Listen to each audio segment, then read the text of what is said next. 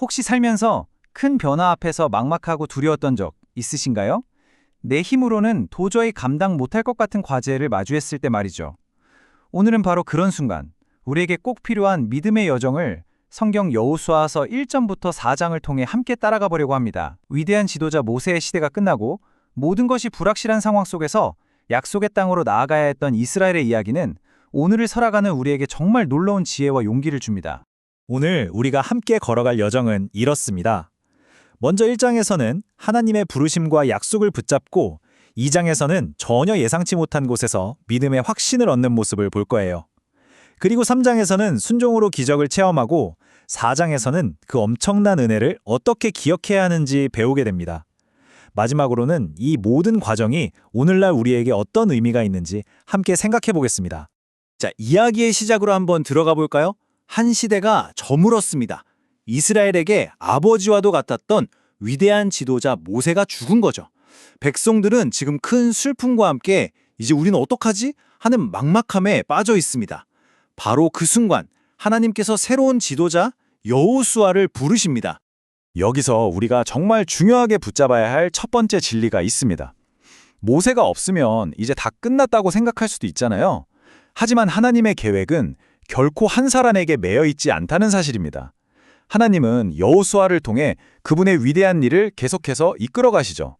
이게 오늘 우리에게도 정말 큰 위로가 됩니다. 하나님의 역사는 한 사람의 능력에 의존하는 게 아니라 그분의 주권적인 계획 안에서 계속 흘러가기 때문이죠.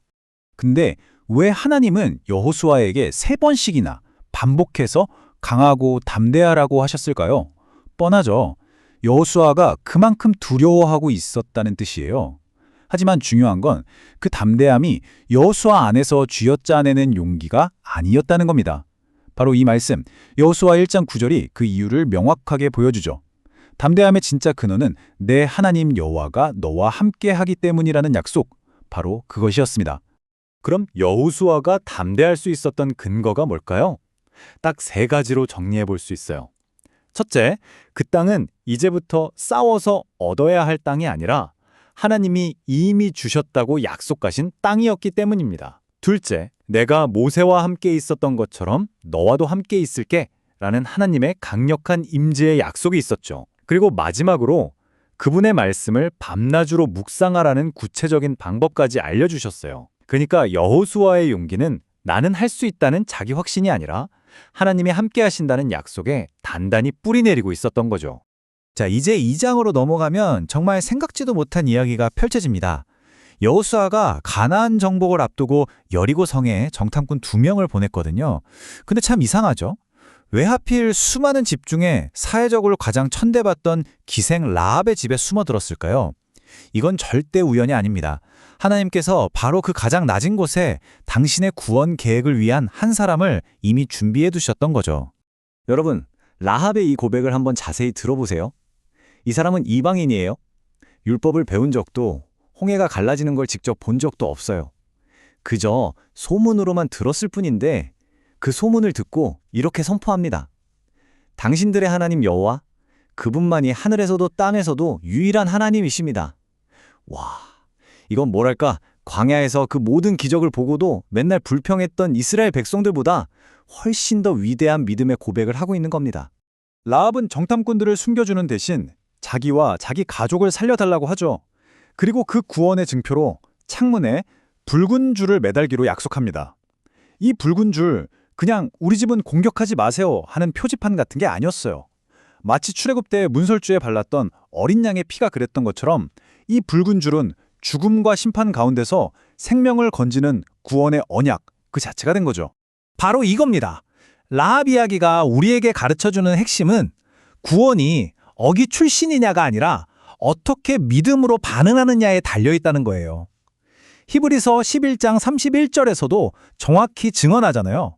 믿음으로 기생 라합은 멸망하지 아니하였도다 라고요. 하나님은 그분의 혈통을 따지는 게 아니라 그분을 향한 믿음으로 나오는 모든 사람을 구원하십니다. 자, 이제 드디어 약속의 땅을 바로 코앞에 둔 이스라엘 백성. 그런데 그들 앞을 거대한 요단강이 가로막고 있습니다. 1장에서 하나님이 주셨던 그 약속이 정말 진짜인지 아니면 그냥 좋은 말이었는지 이제 확인될 시간이 온 거죠.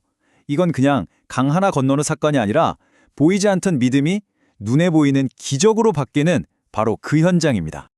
근데 여기서 우리가 한번 생각해 봐야 할 게 있어요. 왜 하나님은 굳이 1년 중에 물이 가장 많아서 도저히 사람 힘으로는 건널 수 없는 그 시기에 강을 건너라고 하셨을까요? 이유는 단 하나입니다. 인간의 방법, 인간의 가능성이 완벽하게 차단된 바로 그 자리에서 이건 내가 한 일이다 라는 하나님의 능력을 분명하게 보여주시려고 했던 거죠. 기적이 일어나는 순서가 정말 중요합니다. 하나님이 물을 쫙 갈라놓고 자, 이제 건너와라 하시지 않았어요. 먼저 언약궤를 맨 제사장들이 아직 넘실거리고 있는 그 강물에 발을 담가야만 했습니다.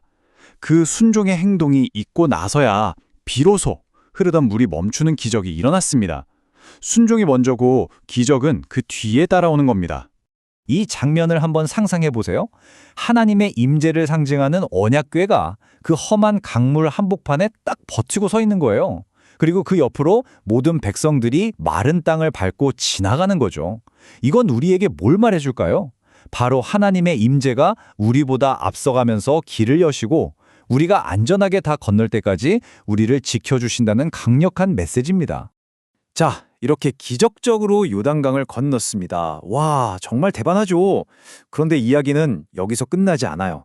하나님은 이 엄청난 사건을 절대로 잊지 말라고 이 은혜를 기억할 구체적인 방법을 알려주십니다. 하나님께서는 각 지파에서 한 명씩 총 12명을 뽑아서 요단강 한가운데 있던 돌 12개를 가져오라고 하십니다. 왜 하필 12개였을까요? 네, 바로 이스라엘의 12지파를 상징하는 거죠. 이 말은 즉 요단강을 건넌 이 구원의 기적은 어느 한두 지파만 경험한 특별한 사건이 아니라 이스라엘이라는 공동체 전체에게 주신 하나님의 은혜였다는 뜻입니다. 근데 여기서 정말 흥미로운 점은 기념비를 한 곳이 아니라 두 곳에 세웠다는 거예요. 하나는 백성들이 머물게 될 길갈에 세워서 앞으로 태어날 모든 후손들이 보고 배울 수 있게 했고요. 또 다른 하나는 놀랍게도 요단강 한가운데 바로 그 기적이 일어났던 자리에 세웠습니다. 길갈의 돌이 다음 세대를 위한 교과서였다면 강물 속 돌은 오직 하나님만 보시는 우리 믿음의 고백과도 같았던 거죠. 하나님이 이 기념비를 세우게 하신 목적, 그게 바로 이 구절에 아주 명확하게 나와 있습니다.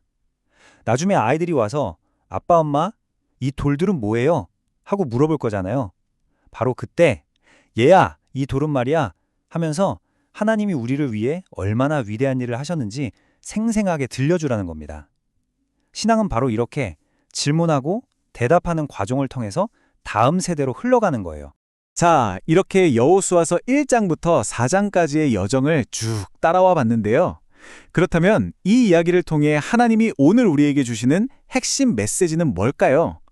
이 4개의 장은요, 우리가 신앙생활을 하면서 꼭 알아야 할 아주 중요한 원리들을 뭐랄까 압축 파일처럼 꽉 담고 있습니다. 딱 4가지로 정리해 볼게요. 첫째, 진짜 담대함은 나를 믿는 게 아니라 나와 함께 하시는 하나님을 믿을 때 나옵니다. 둘째, 하나님의 구원에는 스펙이나 배경이 필요 없습니다. 오직 믿음으로 반응하는가 그것만 보십니다. 셋째, 기적은 가만히 앉아서 기다리는 게 아니라 순종의 발걸음을 내디딜 때 시작됩니다. 그리고 마지막 넷째, 하나님께 받은 은혜는 나 혼자 간직하는 게 아니라 반드시 기억하고 나누고 흘려보내야 한다는 것. 이것이 바로 핵심입니다. 이제 이 모든 이야기를 마무리하면서 이 질문을 여러분 각자에게 드리고 싶습니다. 이스라엘 백성들이 길갈에 12개의 돌을 세워서 하나님의 은혜를 기억했던 것처럼 여러분의 인생에는 어떤 기념돌이 세워져 있나요?